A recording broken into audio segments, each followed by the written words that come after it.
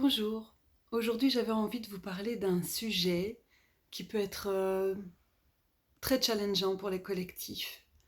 C'est les moments d'exclusion d'un membre. Daniel Cauchy, qui est un systémicien belge qui a co-créé notamment Rencontre des continents, qui a refondé le réseau des collectifs en recherche de résilience et qui a accompagné de nombreux collectifs, dit que pour lui, un collectif est mature le jour où il a réussi à exclure un membre. Et avec Laure de Cazeneuve, qui est constellatrice sur Versailles et qui accompagne beaucoup de collectifs, on a eu une conversation sur comment est-ce possible de pouvoir exclure un membre tout en sachant qu'il y a une loi, un principe qui a été observé par Bert Hellinger et qui dit que au sein d'une famille, il n'y a pas d'exclusion, que tous les membres d'une famille ont leur place et que s'il y a des exclusions, le système crée des dysfonctionnements parce que c'est remettre en question une loi fondamentale qui est la loi d'appartenance. Et dans les constellations familiales, on travaille sur la reconnaissance de chaque membre de la famille, notamment les fausses couches, les avortements. Alors, comment ça se joue cette loi dans un système qui n'est pas familial, mais qui est une entreprise, un collectif?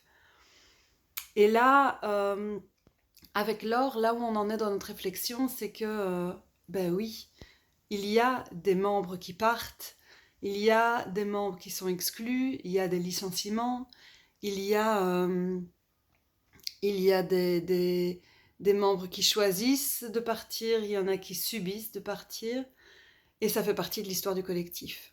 Par contre, ce principe de Bert Hellinger se poursuit et continue dans le sens où, pour pouvoir exclure un membre, donc c'est un geste fort, costaud, qui peut être violent, ce qui est important, c'est de reconnaître que cette personne fait partie de l'histoire du collectif à vie, que cette personne est venue raconter quelque chose au collectif, et donc reconnaître l'apport du conflit comme opportunité, comme épreuve à traverser, et reconnaître ça. Et puis avoir se remémorer, se rappeler et peut-être nommer euh, toutes les qualités de la personne. Parce que évidemment, personne ne mérite une exclusion dans une non-reconnaissance de la beauté de la personne. Soigner l'exclusion, mettre du sens est essentiel dans la vie d'un collectif. Et reconnaître que cette personne a fait partie de l'histoire. Alors, ensuite, on peut se pencher aussi sur comment, et là, via une constellation, ça peut être intéressant, comment est-ce qu'on rentre, comment est-ce qu'on sort, comment comment est-ce qu'on rentre dans le territoire, mais pas encore dans l'équipe. Et qu'est-ce que ça vient bouger pour le collectif? Comment il le vit? Et donc là, j'ai imaginé une constellation où on a d'abord un cercle qui est assez large et qui est un cercle qui reprend le moment où on prend contact avec le collectif. Juste ça. Et on voit comment on rentre, comment on sort. Le collectif est au centre du cercle et sent comment il est bougé, comment il est, comment il se meut avec ses allers-retours autour de cette membrane extérieure. Et puis faire un autre cercle plus restreint plus proche du collectif, où là, c'est vraiment l'équipe, c'est le clan, c'est là, on fait partie clairement du collectif. Le plus loin, c'est on prend contact, on est sympathisant, et puis l'autre, c'est on est dans l'équipe, on fait partie du conseil d'administration, on on est clairement dans la vie quotidienne du collectif.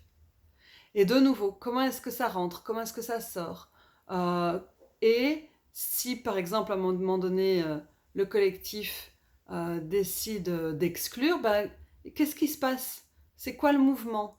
Et comment est-ce que le collectif accompagne? Comment est-ce qu'il est mu de nouveau par cette sortie qui n'est pas voulue? Euh, Qu'est-ce qui se passe quand il y a des départs qui sont souhaités? Comment ça vient bouger tout ça, cette membrane et le collectif?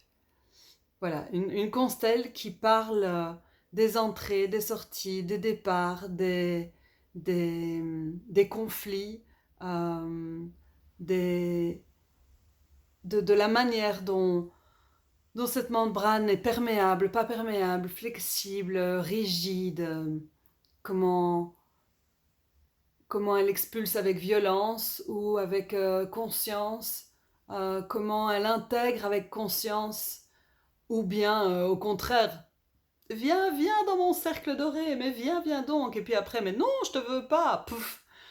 Voilà, c'est vraiment intéressant d'aller mettre de la conscience sur sur ces différents mouvements au sein d'une équipe, et c'est révélateur de ce que le collectif a à travailler. Je m'appelle Nancy Darding, je suis constellatrice de projets, j'accompagne des collectifs, des projets de cœur. Je vous invite à liker, à vous abonner, à commenter, à partager si cette vidéo vous a parlé. À bientôt!